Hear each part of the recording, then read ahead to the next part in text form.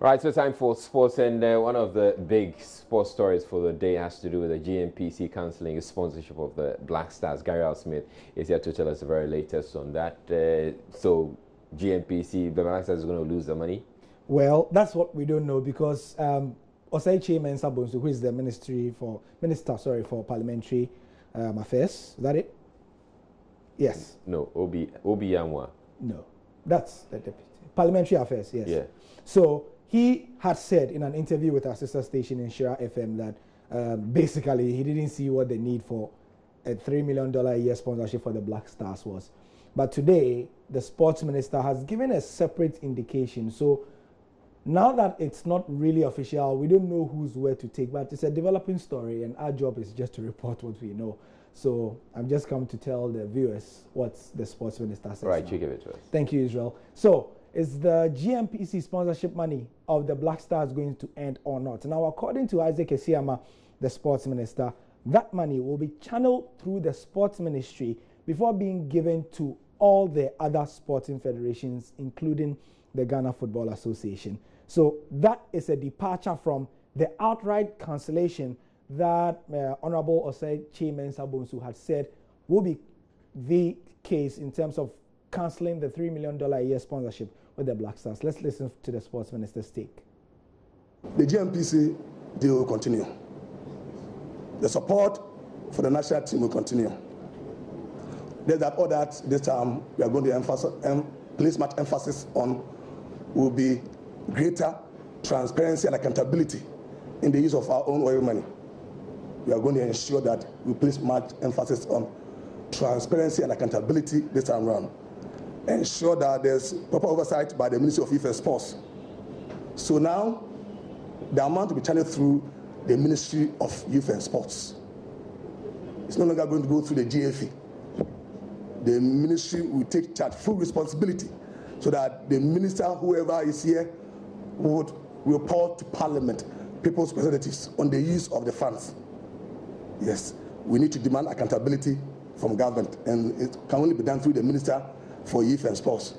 So instead of that direct link of the GFA, no, it will come to the Ministry of Youth and Sports for disbursement to the senior national team for whatever it is, their operations, so that the accountant here, the chief director here, they will all be responsible to the usage of the funds. It will also enable the ministry to also support other sporting disciplines. That's the sense why we are bringing it here. The ministry has its own priorities, so that by the allocation that we get from GNPC or from the Ministry of Energy, part of it could also be used to support the other sporting disciplines. So I've always been saying that there must always be a rapport, good rapport. This morning, I had a discussion with the GFA president. Even last week, the discussion has been going. I've always believed in dialogue, positive dialogue. So this information is out there. The GFA vice president is here. Before I agreed that should be the process, so that they are also. But sometimes the talk they also go through. It's not the best. Understand? So GFA is in total agreement with this new arrangement.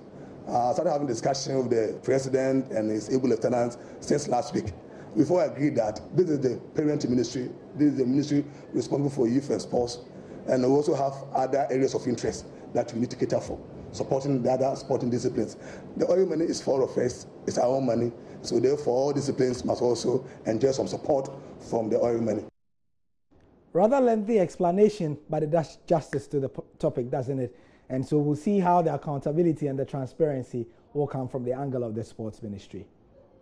To football, domestic matters, and on Sunday evening, there was a bit of a buzz around the footballing community in Ghana because the GFA issued a press release that the media should gather at their secretariat at 12:45 on Monday, that's today, for a major sponsor announcement. So most of us felt that a new league sponsor will be unveiled. As it turned out, there is a sponsor, but it's not for the entire league. It's actually for just a segment of the Ghana Premier League. It's NASCO Electronics. From a background where headline sponsorship drought has hit the Premier League for the past 2 seasons, such timely interventions do not only encourage us, but strengthen our confidence that corporate Ghana will support us to discover the wellspring of hope sooner than later. Let me quickly take this opportunity to commend the Premier League clubs and the GFA for tightening their budgets to ensure a relative success so far. On behalf of the PLB, I am pleased to do the following. First, to welcome on board Electroland as our latest development partner for their confidence in our league as a product worthy of investment. Secondly, to earnestly commend them for this decision to support the Ghana Premier League by investing in the identified categories. And finally, assuring them of a successful marriage, even as we all commit ourselves to discharging all obligations under this contract or agreement. By so doing, jointly and proudly, we shall be boosting the FIFA spirit of developing the game, touching the world, and building a better future.